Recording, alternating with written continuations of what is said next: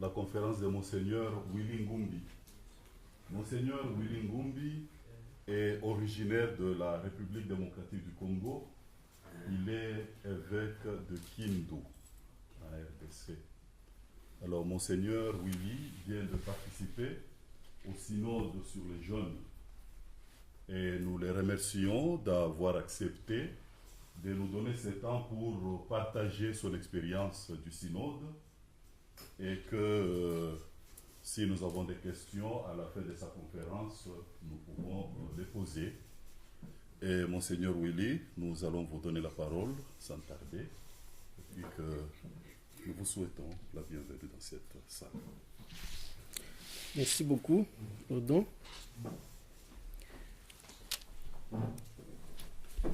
D'abord, je dois remercier Guy qui m'a invité à donner cette conférence. Pour moi, ce n'est pas vraiment une conférence. C'est un partage de mon expérience du synode. Comment j'ai vécu le synode, qu'est-ce qui s'est passé et qu'est-ce que j'en ai retenu.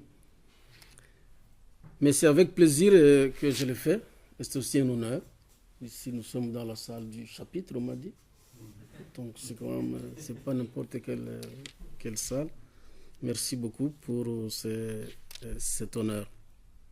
Alors, mon propos va avoir 5 petits points. Après, je vous laisserai poser des questions. Je répondrai à celles auxquelles je peux répondre. Et les autres, je ne pourrai pas répondre. Alors, le premier point, c'est d'abord la préparation du synode. Le parcours de préparation du synode. Le deuxième point, c'est les participants au synode. Troisième point, le déroulement du synode. Quatrième point, c'est l'ambiance du synode. Et puis cinquième point, le document final. Le document final du synode. Et je terminerai par la conclusion, donc les enseignements que j'ai tirés du synode. Donc le synode a eu lieu du 3 au 28 octobre. Je pourrais dire que tous les projecteurs du monde étaient sur la salle Paul VI, puisqu'il y avait un parterre de journalistes, télévision, radio devant la salle. Et chaque fois qu'on sortait, j'étais prêt à venir solliciter une interview. Et c'était la 15e Assemblée générale ordinaire du synode des évêques. C'était consacré sur les jeunes, avec le thème « Les jeunes, la foi et le discernement vocationnel ». C'était le thème du synode. Mais pour arriver à la tenue de ce synode, il a fallu une longue préparation qui avait commencé depuis le 6 octobre 2016. C'était le jour où le pape François avait annoncé le thème du synode, donc jeune, foi et discernement vocationnel. Après cette annonce, donc en 2016, il y a eu en janvier 2017 la sortie d'un document, le document préparatoire, qui comprenait un questionnaire destiné aux conférences épiscopales et aux églises orientales catholiques. Ça, c'était en janvier 2017. En septembre 2017, il a été organisé ici à Rome un séminaire international sur la situation des jeunes. Dans ce séminaire, on a essayé d'aborder du point de vue scientifique la situation des jeunes dans le monde d'aujourd'hui. Ça, c'était en septembre 2017. Et toujours avec ce souci de mobiliser l'Église, on a vu que c'était ça le souci du Saint-Père, et d'écouter les jeunes eux-mêmes, ce qu'ils disent de leur situation. Ils ont organisé un questionnaire. Ils ont mis un questionnaire online sur la situation des jeunes dans le monde. Et ce questionnaire, il paraît qu'il a eu beaucoup de succès. ils ont recueilli plus de 100 000 réponses des jeunes dans le monde. Et, parenthèse, le plus grand nombre, c'était des jeunes de l'Ouganda qui ont répondu à ce questionnaire online. Et en mars 2018, il a été organisé encore ici à Rome une réunion pré-synodale qui avait rassemblé plus de 300 jeunes, venus donc de délégués du monde entier, autour du Saint-Père. Et de cette réunion pré-synodale était sorti un document final qu'ils ont remis au Saint-Père qui a été approuvé. Voilà un peu comment le synode a été préparé, avec ce souci de mobiliser l'Église entière et surtout d'avoir la parole des jeunes eux-mêmes. Puisque le risque de ce synode pourrait être un synode des évêques, des anciens, comme on dit là-bas, et qui parle des jeunes, mais sans les jeunes. Le Saint-Père a voulu que les jeunes soient les premiers protagonistes de ce synode. Voilà pourquoi il a pris tout ce temps pour organiser le synode. Alors, c'est de ces 5 étapes qu'était sorti le document de travail, l'instrumentum laboris du synode, avec lequel en fait nous avons travaillé. Et ce document avait 3 parties, dont la première partie était consacrée sur l'écoute des jeunes, écouter les jeunes, et reconnaître la réalité des jeunes. Deuxième partie, c'était sur l'interprétation de cette réalité des jeunes. Et la troisième partie était sur choisir les chemins de pastoral pour les jeunes. C'était un peu la méthode de voir, juger, agir. C'était ce document-là que nous avons travaillé. Ça, c'était sur la préparation du synode. Alors, un deuxième point dont je voudrais vous parler, c'est les participants au synode. Puisque ce synode avait la particularité de la participation des jeunes. Des jeunes ont participé au synode. Nous étions au total 368 participants, dont 266 pères synodaux. Et il y avait les auditeurs et auditrices, parmi lesquels il y avait 34 jeunes, qui sont des délégués des conférences épiscopales des pays, des jeunes entre 16 et 29 ans. On devait les choisir sur cette tranche d'âge. Parmi les pères synodaux, il y avait évidemment les évêques et les cardinaux, mais il y avait aussi les supérieurs généraux des congrégations. Il y avait 10 congrégations qui étaient représentées par leurs supérieurs généraux. Et la présence des jeunes à ce synode et leur participation, surtout au débat, était vraiment, moi je dirais, féconde pour le déroulement du synode. Cela fait que le synode, c'est plus seulement un synode des évêques dont les jeunes faisaient l'objet. C'était, comme disaient certains, le synode des évêques pour les jeunes et avec les jeunes. Ces jeunes n'étaient pas seulement là pour faire des figurants. Ils ont vraiment participé au synode, aussi bien dans la salle de l'audience, donc de congrégation générale du synode, que dans les carrefours. Ils étaient présents et ils intervenaient avec des interventions vraiment pertinentes. Ce qui a marqué surtout la présence des jeunes, c'était leur façon d'applaudir. Puisqu'ils avaient une façon d'applaudir dans la salle, ça criait. Et à la fin du synode, le Saint-Père a un petit mot à leur égard en disant « J'ai entendu votre musique ». Mais c'est une façon diplomatique de parler de vos bruits qu'il a dit. Donc c'était comme ça.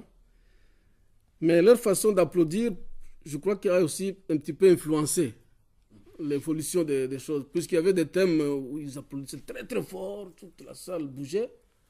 Et d'autres thèmes où bon, il n'y avait pas d'applaudissements. Donc vous savez que c'était pas tout à fait dans... Alors c'était un peu la mesure de la pertinence des interventions. En tout cas, leur présence a été bien remarquée. Les autres participants au synode, il y avait des experts évidemment.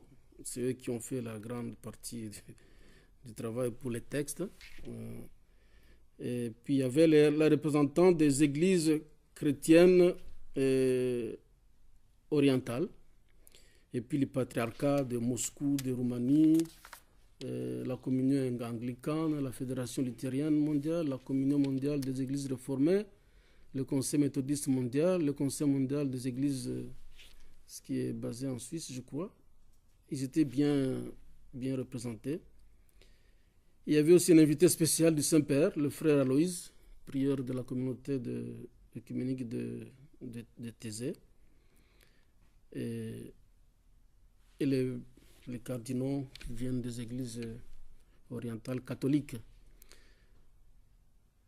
Donc, comme vous pouvez le remarquer, les participants à ce synode ne représentent pas seulement l'église catholique romaine.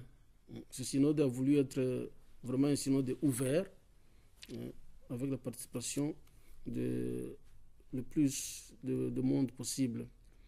Leur composition était marquée donc par cet esprit d'ouverture et d'universalité de l'Église, en suivant un petit peu l'esprit du Concile Vatican II, dans le sens de l'ouverture et du dialogue.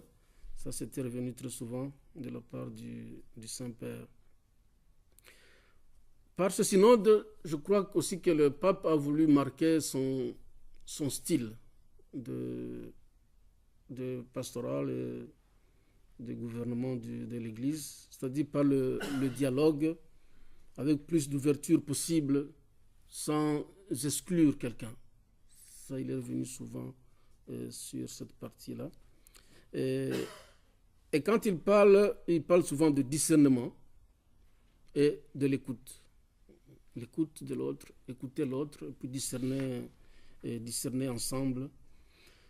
On remarquera aussi à ce synode la participation de 2 évêques de Chine, des évêques chinois, mais de la Chine officielle, l'église officielle de la Chine, pour encore marquer cette ouverture. Le 3e point, c'est le déroulement du synode. Le synode a duré donc du 3 au 28, ça faisait 25 jours, mais les jours de travaux, c'était plutôt 3 semaines bien remplies.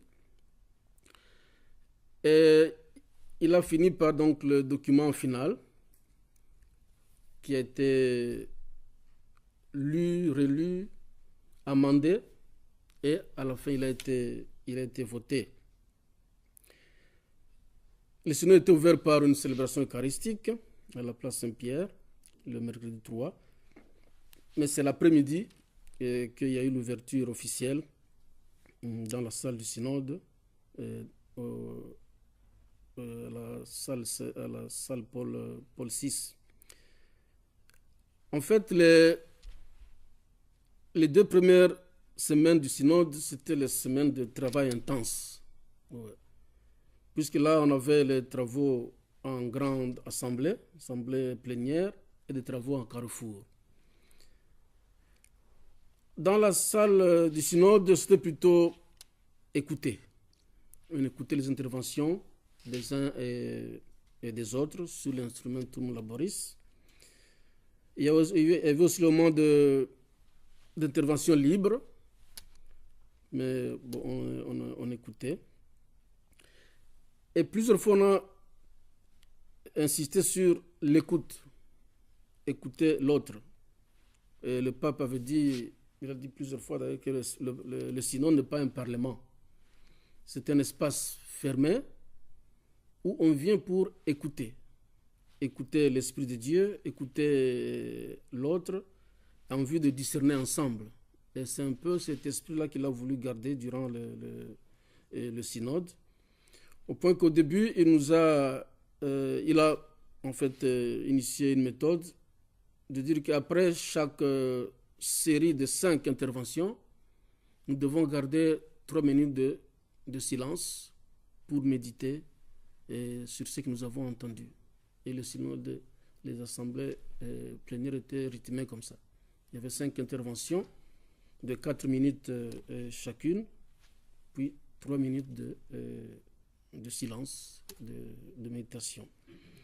Ce qui quand même donnait à ce synode un sentiment de profondeur dans le travail, malgré les interventions un peu bruyantes des jeunes.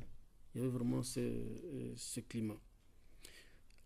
Le pape lui-même était présent à toutes les assemblées générales, sauf le mercredi, dans la matinée. Et là, il a l'audience générale, il ne venait pas. Mais les après-midi, il était là. Le matin, il venait 20 minutes avant, puisqu'il se mettait à la porte et il saluait tout le monde, il devait saluer tout le monde qui entrait. Et dans la salle, il était là effacé, mais il suivait tout ce qui se passait. Le grand travail pour moi a été fait surtout dans les carrefours, les cercles, le petit cercle, ils appelaient ça circoli minores.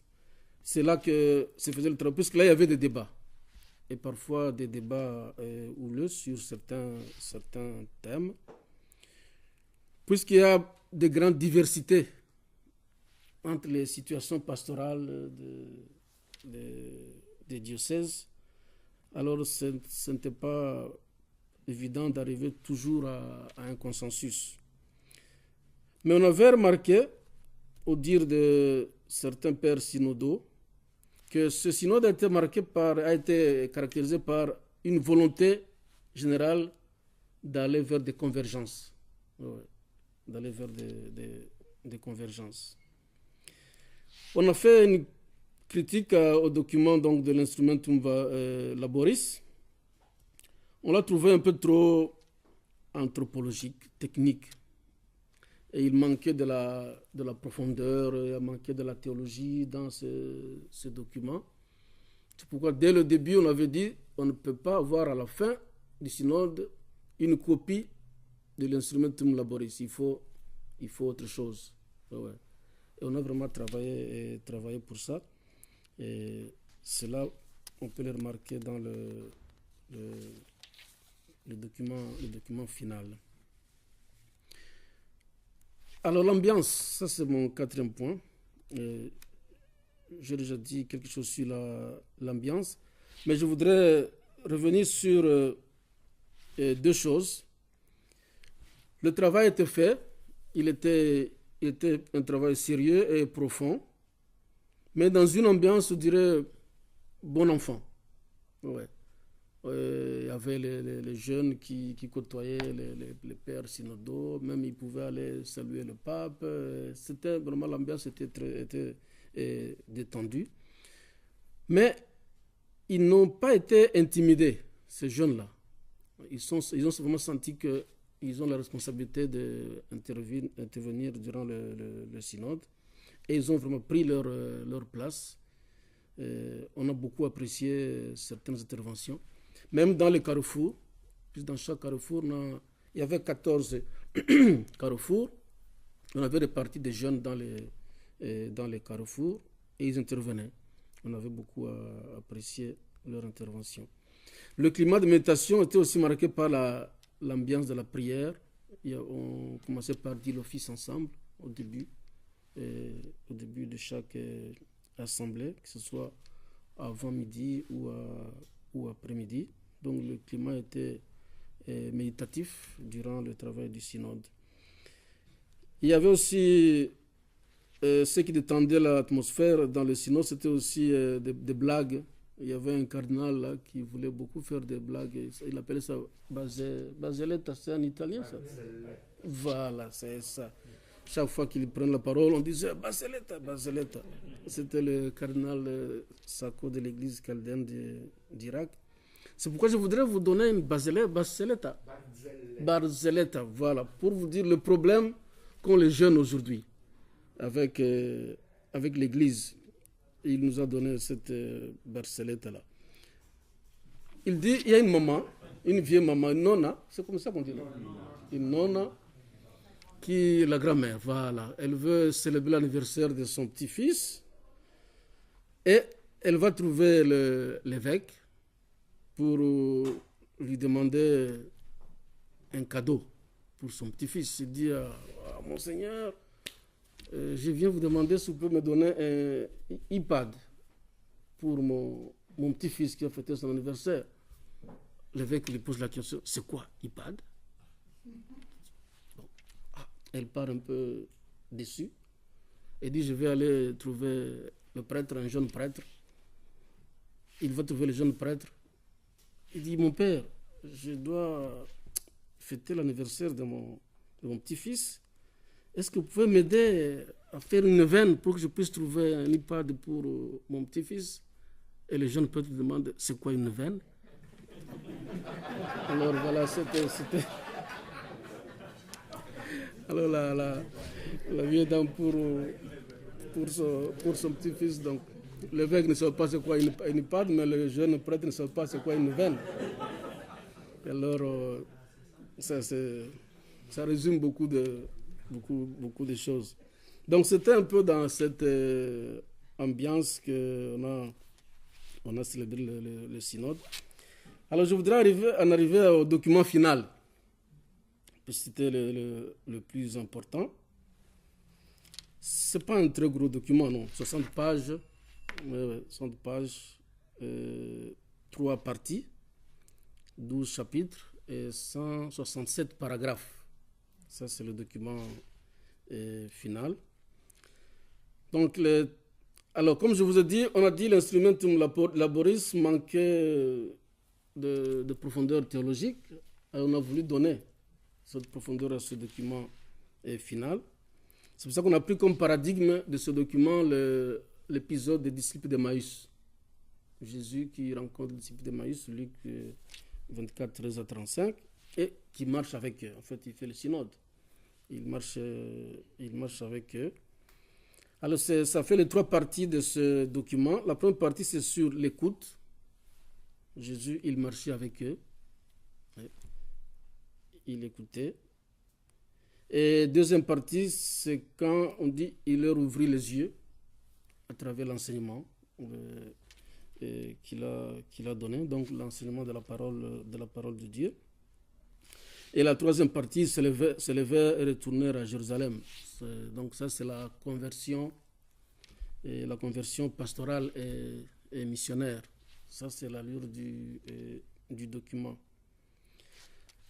Les 2 premières parties n'ont pas fait beaucoup de problèmes. C'est surtout la troisième partie, sur la conversion pastorale et missionnaire. Puis dans cette partie, on devait maintenant donner des pistes de conversion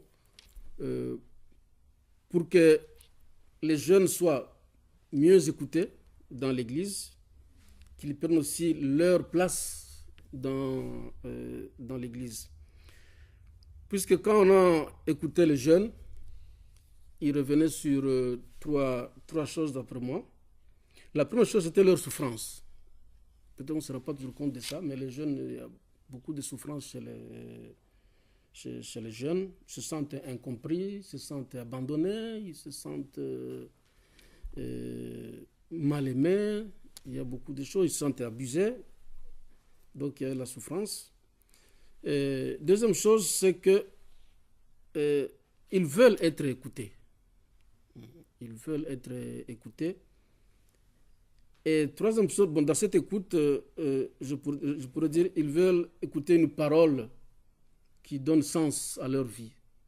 Et la parole de l'Église. Beaucoup de gens ont dit ça. Et troisièmement, ils veulent être acteurs dans l'Église. Ne pas rester seulement l'objet de notre pastoral, de notre sollicitude, mais être aussi acteurs et devenir à leur tour disciples missionnaires auprès d'autres jeunes. Et c'est pourquoi, quand on pense à cette conversion pastorale, je pense qu'il faut retenir ces choses. Il y a beaucoup de souffrances Il y en a même qui ont parlé de faire une option préférentielle pour les pauvres. Mais c'est des gens qui veulent être écoutés. Avec le monde numérique, ils disent, bon, nous sommes de la génération digitale, mais nous remarquons qu'avec le digital, on nous donne beaucoup d'informations dans le virtuel. Et en plus, dans ces informations, il y a parfois de la manipulation, il y a du mensonge. Donc il manque un peu le sens du réel chez les jeunes. Et ils sentent que quand les gens viennent vers eux, c'est toujours pour les utiliser, quoi, pour les instrumentaliser. Ouais, ça aussi, ils le sentent. C'est pourquoi il faut maintenant, dans la pastorale de l'Église, essayer d'aller vers les jeunes, là où ils sont. Là où ils sont. Et je vais revenir dans le dernier point. Donc ça, c'est le document final. Ce document a été lu et relu, mais il était en italien. Ça, on a un peu respecté le document final italien. Mais on a dit on n'a pas le temps de pouvoir, à moins que vous puissiez augmenter encore une semaine au synode. Mais quand il a été lu, il était traduit simultanément dans 6 langues. Il y avait 6 langues de traduction. Donc, on a quand même pu suivre et voter en âme et conscience. Et c'est chaque article qui a été voté. Alors, il y a des articles, il y a des paragraphes qui ont fait l'unanimité, plus ou moins. Je donne quelques-uns de ces paragraphes. Il y a évidemment la question des migrants, puisque tout le monde se rend compte de la grande souffrance des migrants et puis du rejet dont ils sont l'objet. Le pape parle de la culture du déchet. Les jeunes sont des gens qu'on utilise et puis qu'on jette. Et beaucoup ont souligné le fait que ces jeunes, s'ils s'engagent, ils prennent le risque de la migration, c'est plus qu'ils vivent un mal-vivre chez eux. Ouais, il y a pas... Ils se disent que je reste au pays, je vais mourir. Que je meurs dans la Méditerranée, je vais mourir, donc autant me lancer. Et ils ont trouvé 3 foyers. On a relevé 3 foyers, donc l'Amérique centrale, avec les États-Unis, donc l'Afrique évidemment, et le Proche-Orient. Donc ça, c'est par rapport à la question des migrants. Le deuxième point qui a fait l'unanimité, c'est la formation des accompagnateurs et des formateurs. Là, tout le monde a été plus ou moins d'accord qu'il faut renforcer la formation des accompagnateurs, des formateurs, et puis insister sur la maturité affective des formateurs. Et un autre point où on a été tous d'accord, c'est la question des vocations. Mais la vocation vue non plus seulement dans l'angle spécifique de la vocation à la vie consacrée. Désormais, il faudrait parler des vocations, puisque vous avez la vocation, par exemple, même des mariés. Les mariés ont aussi il faut considérer leur vie comme une vocation. Vous avez la vocation des singles, les célibataires, qui acceptent de consacrer leur vie au service des autres tout en restant célibataires. Ils font le choix du célibat. Vous avez aussi la vocation de tous ceux qui, dans nos paroisses, se donnent. Ouais. Donc, on a beaucoup élargi ce concept de vocation. Donc, quand on parle de vocation, il faut tenir compte de tout cela. Là où on a été unanime, c'est évidemment le monde du numérique, pour en souligner les avantages, bien évidemment, mais aussi le danger. C'est un monde, comme on dit, donc du virtuel qui fait perdre le sens de la réalité. il y a eu aussi unanimité sur les lieux pastoraux. Sortir des paroisses. La paroisse ne peut plus être le seul lieu pour la pastorale. Il faut sortir des paroisses. Il faut aller là où sont les jeunes. Ça veut dire d'abord dans les écoles. On a insisté beaucoup sur les écoles, l'éducation. Puisqu'on s'est dit un jeune passe entre 6 et 8 heures par jour à l'école. Ils ont aussi insisté sur la famille, l'importance de la famille. Et puis sur l'art, le sport, la musique, c'est aussi des lieux de pastoral pour les jeunes. Et c'est seulement après que vient la paroisse. Donc ça, c'est aussi parmi les éléments qui ont fait l'unanimité. Mais il y a des points qui ont suscité beaucoup de résistance. Et le premier point, c'est d'abord tout simplement la synodalité de l'Église. Puisque le pape dit que l'Église doit fonctionner en synodalité, marcher ensemble, prendre le temps d'impliquer tout le monde dans le discernement, un discernement communautaire. Quand j'entendais ça, je dis tiens, au moins, les missions d'Afrique, on a été pionniers sur cette affaire-là, le discernement communautaire. Mais beaucoup reprochaient à cette synodalité le danger d'imiter les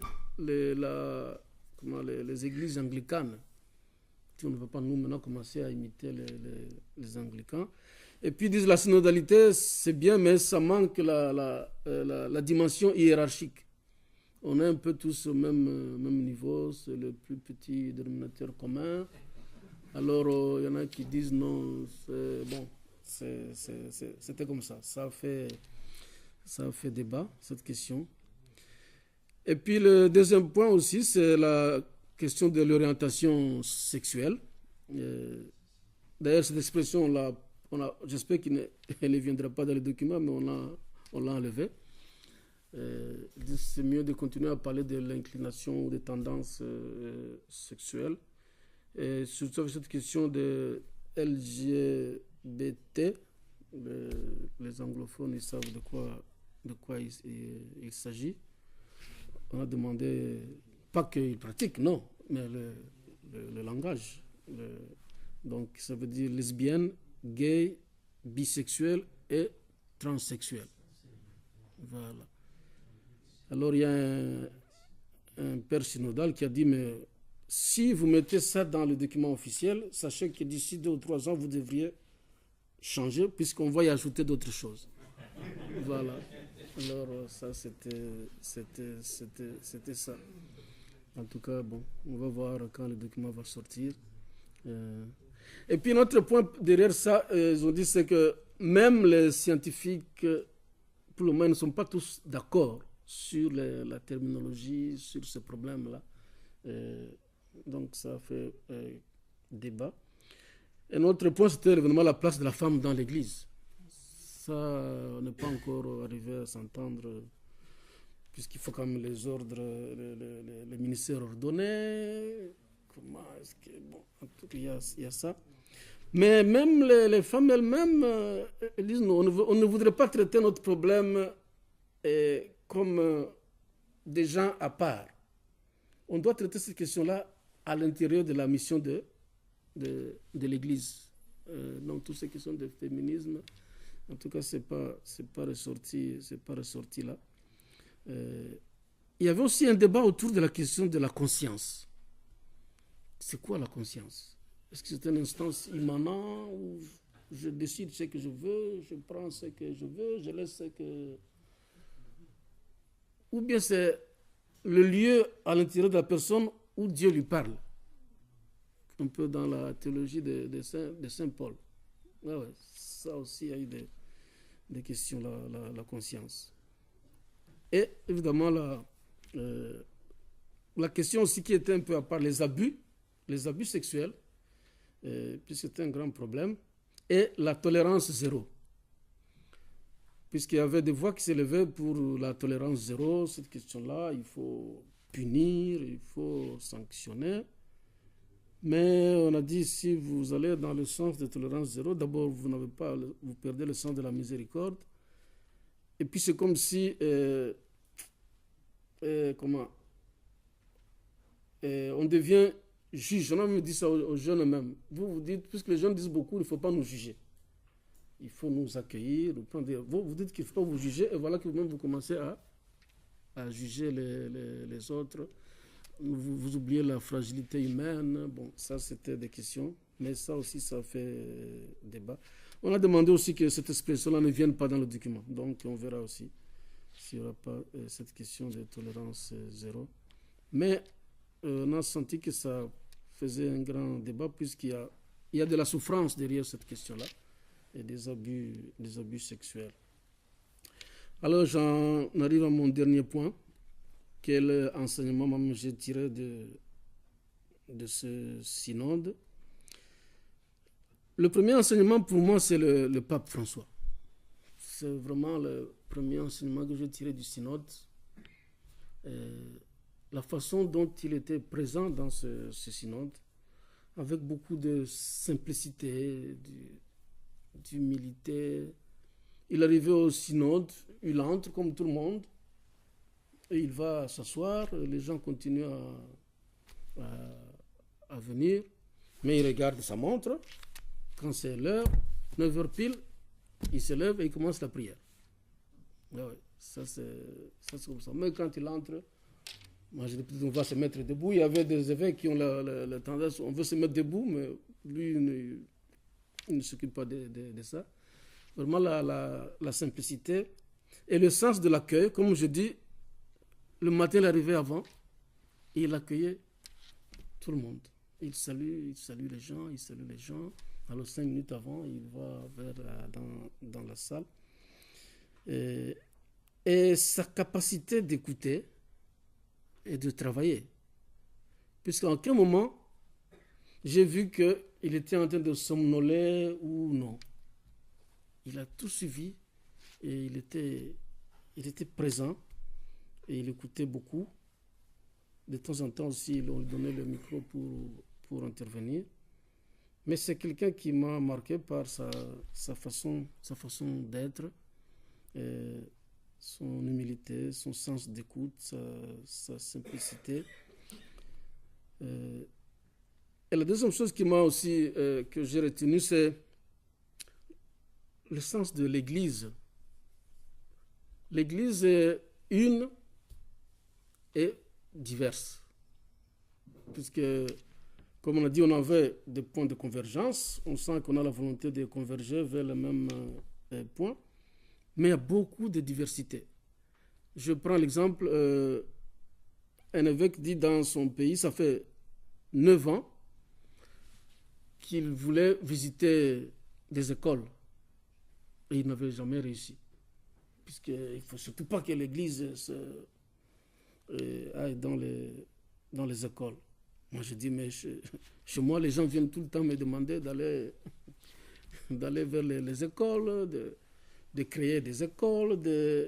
Donc, c'était lui, il doit rester en dehors des questions des écoles. Il y a une très grande diversité. Et les chrétiens d'Orient, quand les jeunes migrent du Proche-Orient vers l'Occident, les évêques envoient des aumôniers, ils les accompagnent. Et pour eux, c'est une question vitale. Puisque dans leur pays, ce sont des pays, les musulmans et les chrétiens. Alors si on vide le pays des chrétiens, ça va rester un pays musulman. Il faut que l'administration sache toujours qu'il y a des chrétiens dans le pays. Donc, même s'ils vont aux États-Unis, c'est pour ça qu'il y a des patriarcats qui sont un peu partout. C'est quelque chose qui m'a... Donc, la diversité des églises. Mais la volonté de faire ensemble l'église famille de Dieu, ça, je l'ai senti. Et troisième élément que j'ai retenu, c'est la pastorale des jeunes. Les jeunes ont besoin qu'on aille vers eux pour les écouter, comme ils disent, sans les juger, sans les condamner, puisqu'il y a beaucoup de souffrance. Il y a beaucoup de souffrance chez ces jeunes. Ils ont de l'enthousiasme, mais il y a aussi beaucoup de souffrance. Et ils disent, l'Église, on a besoin que l'Église nous accompagne. Ouais. La psychologie, les psychothérapies, tout ça, ce n'est pas suffisant. Ils ont vraiment besoin de l'accompagnement de l'Église. C'est pourquoi je pense que nous devons beaucoup insister sur l'accompagnement des jeunes. La pastorale d'accompagnement est très, très importante. Alors, pour finir, je reprends la parole du pape. Il dit que l'Église aujourd'hui est beaucoup attaquée. Il nous a dit ça à la fin. Mais il dit l'Église, elle est sainte. Ceux qui attaquent l'Église, en fait, se trompent puisqu'ils veulent attaquer les fils, les enfants des fils de l'Église. Donc nous devons accepter que les gens nous attaquent, nous, comme individus, comme fils et filles de l'Église, notre mère, mais pas accepter que les gens attaquent l'Église. Nous devons défendre l'Église. Dit la mère, il faut la défendre. Elle est sainte, elle est voulue, c'est l'Église du Christ, même si elle a des enfants qui sont pécheurs, qui sont pécheresses. Et il me semble que c'est cela. Notre Église, elle est sainte. Ouais. Mais nous sommes des pauvres pécheurs. Et c'est important que nous puissions accepter cette vulnérabilité, cette fragilité qui est en nous. Et de temps en temps, accepter de demander pardon à ce jeune quand on a fait quelque chose de mal.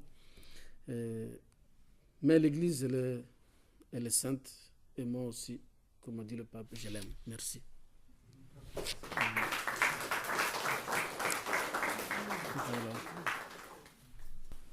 Merci Monseigneur pour cette présentation des grandes lignes du synode et aussi de ce que vous avez retenu personnellement dans cette expérience que vous avez vécue pendant quelques semaines. Alors nous allons passer à la deuxième partie de notre soirée. Ce que si nous avons des questions, nous pourrons les poser à Monseigneur Oli, dans la mesure du possible de répondre. La parole est à chacun de nous. Oui, Alex. C'est Monseigneur, j'ai 3 questions. Wow.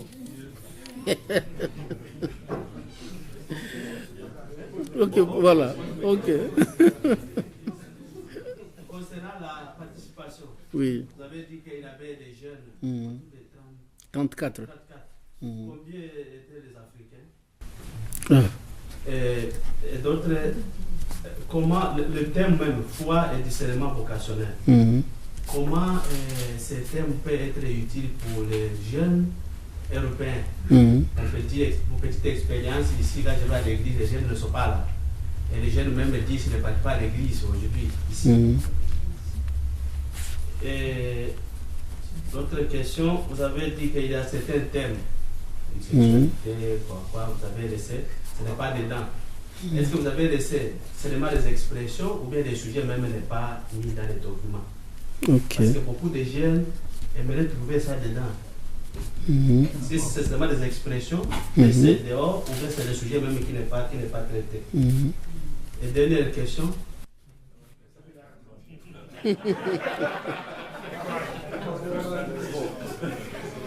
Ok.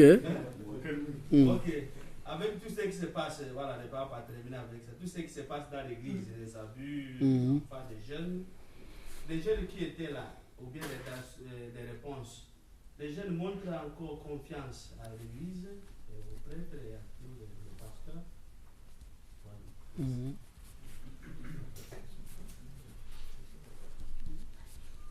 Bon, il faut 4 questions, je peux répondre. La participation des jeunes, combien d'Africains, moi je ne les ai pas comptés. Mais je sais que l'Afrique était bien représentée. Si je fais de mémoire comme ça, je sais que les Burkinabés étaient représentés, les Tchadiens, les Guinée, Côte d'Ivoire, Congo, Zimbabwe, Afrique du Sud, Kenya. En tout cas, ils étaient là. Ouais, ils étaient là. Nigeria aussi. Ouais, ils étaient présents. Non, ils étaient présents, ils n'étaient pas que des figurants. Mais ce qui était bien, c'est que je ne crois pas qu'entre eux, ils pensaient à des choses comme ça. Ils étaient vraiment des jeunes, ils se prenaient, c'était une autre ambiance. Hein. C'était l'église, quoi. L'église famille de Dieu, c'était bien. Alors, les jeunes européens, est-ce qu'ils se retrouvent dans ça? Je pense que si on a donné au synode de ce thème de foi et discernement, le synode était jeune, foi et discernement. Comme je dis, il y a un problème pour les jeunes aujourd'hui. Et ce problème touche à la question de leur foi. Ça touche à la question de leur foi. Et ils ont besoin d'être accompagnés dans ce discernement. C'est ça le lien qu'il y a entre dans le thème. Donc cela fait partie des défis aujourd'hui, d'accompagner ces jeunes dans leur discernement. Puisque quand on les entend, ils ont besoin de donner sens à leur vie. Et quand on parle de discernement, vocationnel, ce n'est pas seulement, comme je dis, être prêtre ou quoi. C'est l'aider à trouver un sens à sa vie, à trouver une vocation en fait à sa vie. Alors pour cela, il faut aller là où ils sont. Ouais. Il faut vraiment, il faut aller vers les jeunes, il faut les trouver là où ils sont, là où ils s'expriment. Il faut être avec eux. C'est là, il y a une conversion à faire par rapport à la pastorale. Ouais. Même les jeunes en Europe, ils ont besoin d'être écoutés et d'être accompagnés. Ouais. On a beaucoup parlé de ça. Et ils ont aussi beaucoup donné des témoignages sur les vocations qui disent des célibataires, des jeunes qui choisissent de ne pas se marier, mais qui veulent se donner pour une cause.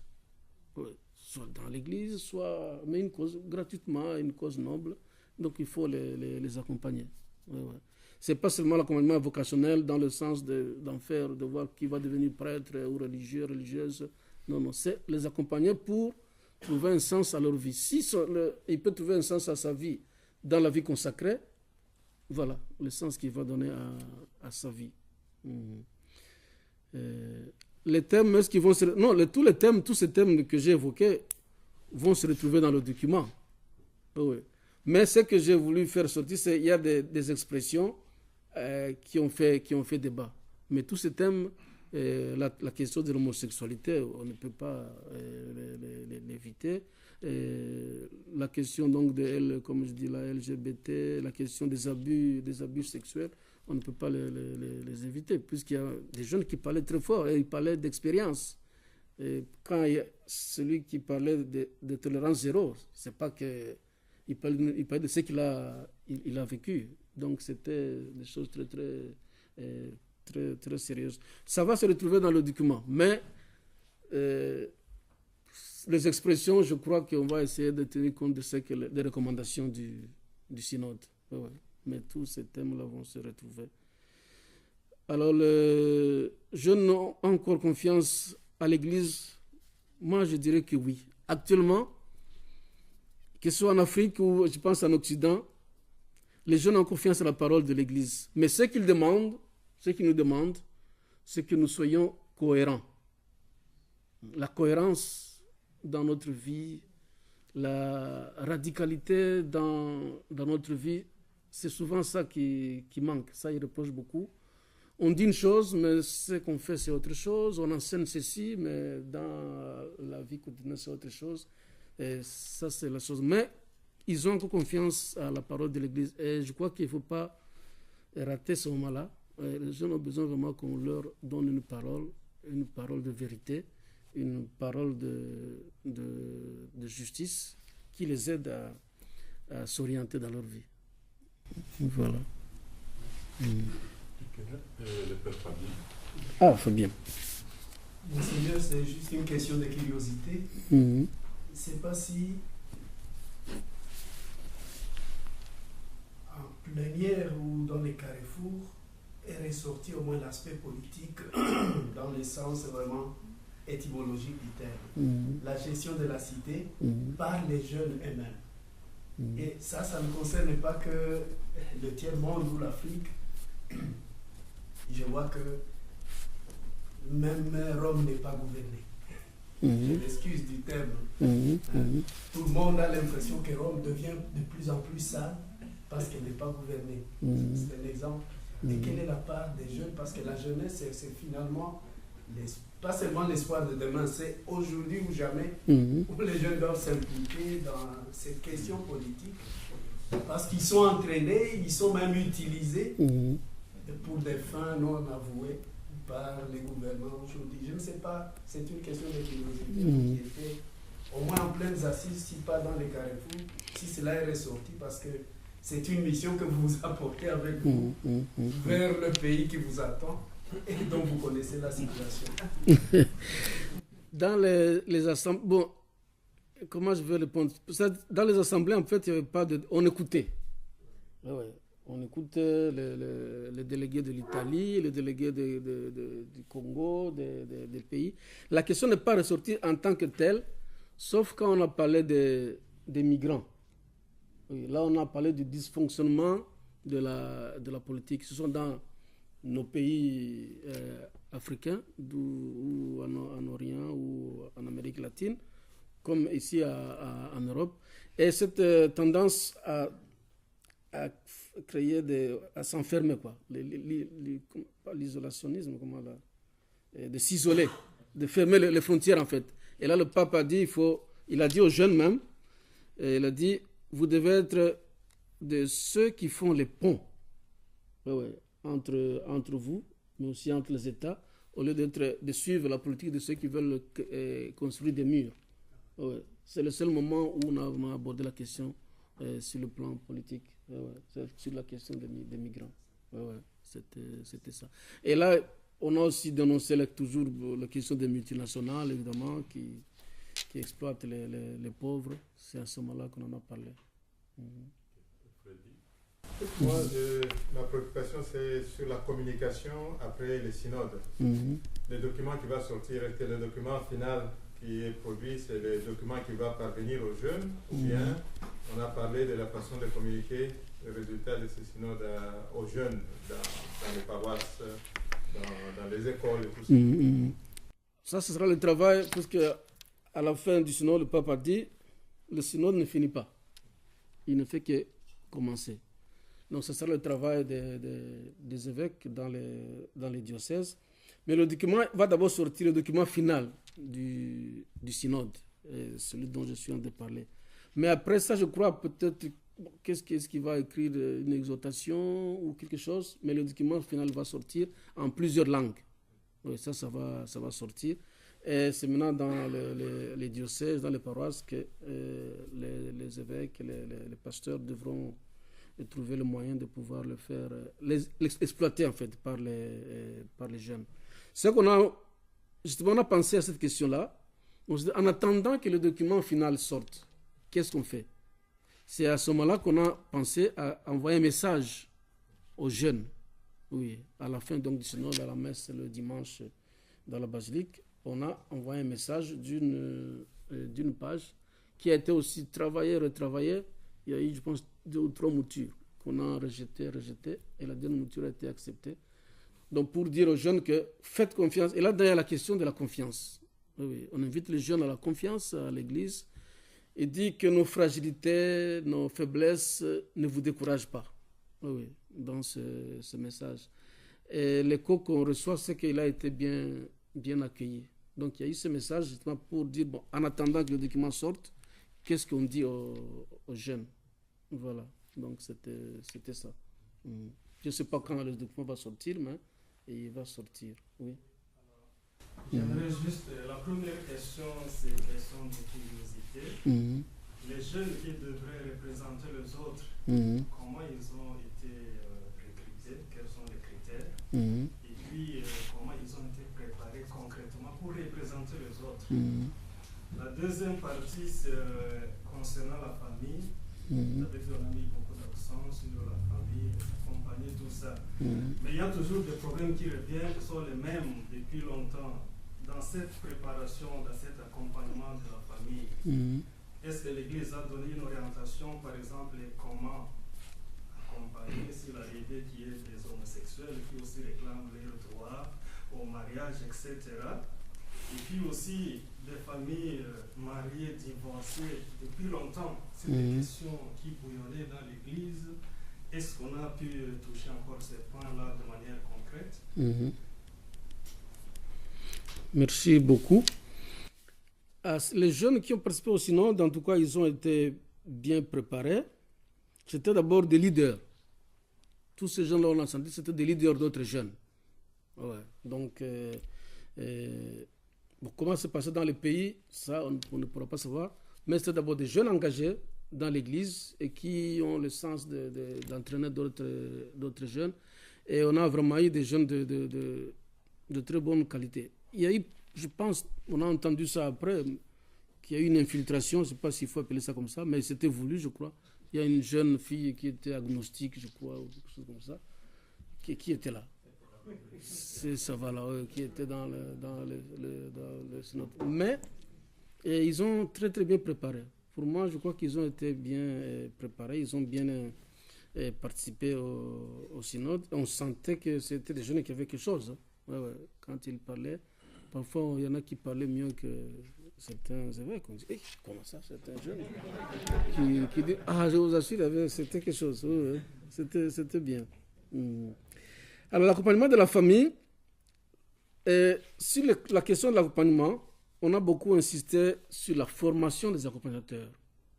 Ouais. Ça, je pense, ça va revenir dans...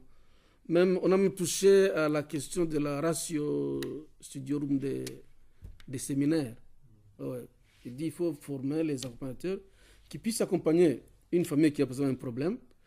Puisque au synode, on a dit, par exemple, la question de l'homosexualité. Il ne s'agit pas ici d'exclure l'homosexualité. Ça, on a condamné pour certains pays en Afrique qui ont criminalisé l'homosexualité. Dès qu'on dit homosexuel, c'est la prison. Bon. Et ça, on a condamné. Donc, il ne s'agit pas de criminaliser l'homosexuel ou quoi, mais il faut l'accompagner. Donc, il faut savoir comment accompagner ce jeune-là. Et puisque l'Église ne peut pas exclure. Ouais. L'Église doit accueillir et accompagner chaque personne. Les familles de divorcés et remariés, c'est la même réponse. Ça, c'est la réponse que, en tout cas, donne le document. Il faut les accompagner, mais avoir les outils pour les accompagner. Puisque on a remarqué que parfois, on a fait des dégâts parce qu'on n'était pas assez outillés pour accompagner les gens. Donc, je dirais qu'il ne s'agit pas de pouvoir les exclure, mais les accueillir, puisque le Christ demande d'accueillir tout le monde, et accompagner la personne, évidemment, qui accepte de se laisser accompagner. Voilà un peu la réponse que je pourrais donner par rapport à cette question-là. Même toutes les... Martin avait une question là, avant de passer à Daphné. Ok, Martin. Oui, Martin. Parmi les jeunes, oui. Est-ce qu'il y avait des jeunes couples? Est-ce qu'il y avait des jeunes couples? Voilà, des jeunes couples présents, mari et femme présents et qui parlaient comme jeunes couples. Jeunes couples, là, je ne saurais pas vous dire. Mais des jeunes qui sont mariés, je crois qu'il y en avait. Oui. Puisque dans leurs expériences, on a senti ça, des jeunes. Mais les jeunes couples comme couple, non, ça, je n'ai pas certain. Mais des jeunes qui étaient mariés, je vois le Tchadien, il parlait de sa famille. Ça, il y en avait. Si. Je crois qu'on avait des jeunes qui représentaient bien la vie des autres jeunes. Et leurs problèmes. Ok, il y a Daphné, après Daphné, il y a Moïse. Daphné. Martin a parlé des couples jeunes. Est-ce qu'il y avait une représentation aussi, par exemple, des jeunes masculins et féminins? Est-ce qu'il y avait une représentation significative féminine parmi les jeunes? Oui, beaucoup. Celles qui criaient Daphné, c'était surtout la fille. En tout cas, non, il y avait vraiment une bonne représentativité des jeunes dans le hall du synode et à l'extérieur parmi les journalistes. Il y en avait plein qui venaient toujours là avec, puisque on était dans le synode, mais il y avait toujours autour de nous là des jeunes journalistes qui posaient des questions et on voyait qu'ils étaient très à l'aise. C'est ça que j'ai beaucoup aimé. Ils sont à l'aise avec le pape, évidemment. Hein. On voyait qu'ils étaient très à l'aise, mais il y avait beaucoup. Je ne peux pas vous dire quelle était la proportion, la pourcentage, je ne pourrais pas vous dire. Moi, par exemple, dans le carrefour où j'étais, nous étions 15 pères synodaux Et les deux auditrices, c'était des jeunes filles. Dans notre carrefour, il y avait aussi une assistante, évidemment, qui était avec nous. Et elles intervenaient. Ouais. Et puis même celles qui ont parlé des expériences très très fortes. Hein. C'était des jeunes, je vois encore une jeune américaine là, et puis une jeune australienne. Oui. Ils ont bien participé, ils ont été bien représentés.